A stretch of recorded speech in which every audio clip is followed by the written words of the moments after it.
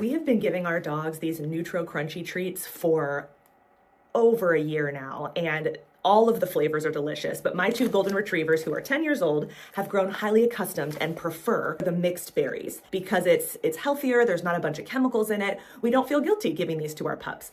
How much you give your dog depends on how much they weigh. Our dogs are about 80 pounds each, so they get, 24 treats per day. We do not give them that. They probably get like no more than 10. We have a dog who is very food and treat motivated and then another one who is not. This is the exception. She runs in for these. I just go and she comes running in and sits pretty and waits. So these crunchy treats with real mixed berries are not only healthy, but delicious, and my dogs highly endorse them. So happy shopping.